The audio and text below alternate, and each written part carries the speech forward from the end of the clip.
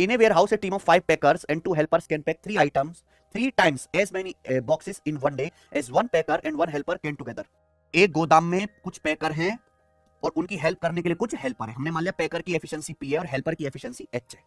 Packers की efficiency P है, helper की, लड़के हेल्पर है, उनकी एफिशिएंसी H है।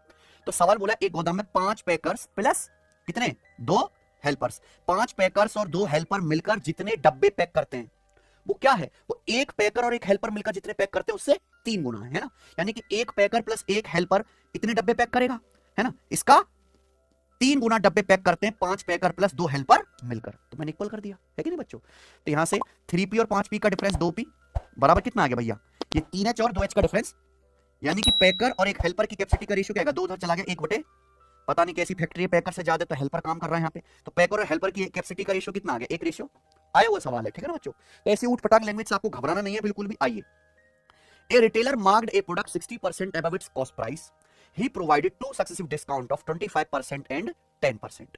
If he earned a profit of 160 rupees, कितना प्रॉफिट कमाता है प्यारे भाई रिटेलर, रिटेलर 160 रुपए का प्रॉफिट कमाता है। तो आपसे पूछा है प्रोडक्ट का कॉस्ट प्राइस क्या है, लागत मूल्य क्या है, बताइए भाई। इस सवाल को जल्दी से जल्दी निपटाने के लिए आपको एक कॉन्सेप्ट पता होना चाहिए कि मार्कअप परसेंटेज और डिस्काउंट का इफेक्टिव ही नेट चेंज ही प्रॉफिट परसेंटेज होता है कि नहीं बच्चे, ध्यान से सुनेगा। एक रिटेलर क्या करता है, अपने सामान की उसके कॉस्ट प्राइस से 60% एबव मार्क करता है, यानी कि क्या, मार्कअप परसेंटेज है कि नहीं बच्चों। फिर मार्क प्राइस फिक्स करने के बाद वो 2 सक्सेसिव डिस्काउंट देता है, 25% और 10%, फाइनली सामान को बेच देता है। यही है बच्चे। अब आप बताइए, एक रिटेलर ने अपने सामान का जो मार्क प्राइस है कॉस्ट प्राइस से कितना बढ़ा के रखा है, 60%, जिसकी फ्रैक्शन है 3 बटे, यानी कि अगर कॉस्ट प्राइस 5 है तो मार्क प्राइस 3 ज्यादा है 8। ये सीपी से एमपी का रेशियो, ये मार्कअप परसेंटेज हुआ है कि नहीं बच्चों। मार्क प्राइस कॉस्ट प्राइस से 60% एबव है। मार्क प्राइस फिक्स करने के बाद पहले कितना डिस्काउंट दिया जाता है, 25%, 1/4 डिस्काउंट का मतलब अल्टीमेटली 4 का सामान 3 का हो गया। फिर 10% डिस्काउंट देंगे, 10% की फ्रैक्शन वैल्यू 1/10 का मतलब 10 का सामान कितने का हो गया बच्चों, 10 का सामान 9 का। आप इनकी क्या कर देंगे प्यारे भाई, सीधी सीधी गुणा करेंगे प्यारे भाई, क्या कट जाएगा यहाँ से, 8 से आपका कट जाएगा 4 2 40, कितनी बार, 5 बार। तो नीचे आ गया 5 5 25 और ऊपर आ गया 3 नाम, ये क्या आ गया, सीपीएसपी का रेशियो। यानी कि अगर वस्तु का कॉस्ट प्राइस 25 है तो उसका सेलिंग प्राइस कितना है, 27, ठीक है कि नहीं। तो मार्कअप परसेंटेज और डिस्काउंट की सीधी सीधी गुणा करेंगे, जो रेशियो आएगा वो हमेशा सीपी से एसपी का आएगा।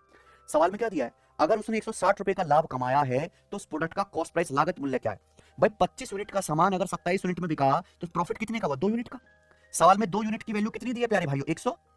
2 यूनिट के लिए सवाल में 160 रुपए, कितने गुना, 80 गुना, ये 80 गुना है। तो वस्तु का कॉस्ट प्राइस कितना आएगा, 25 यूनिट, 25 की वैल्यू भी 80 गुना आ जाएगी, 25 8 200 होता है, यानी कि 2000 रुपए आ गया। कौन सा ऑप्शन, कोई समस्या, कर लोगे। अच्छा सवाल है ये, आ रहा है, मतलब बहुत इंपॉर्टेंट है पेपर के लिए। सवाल नंबर 13,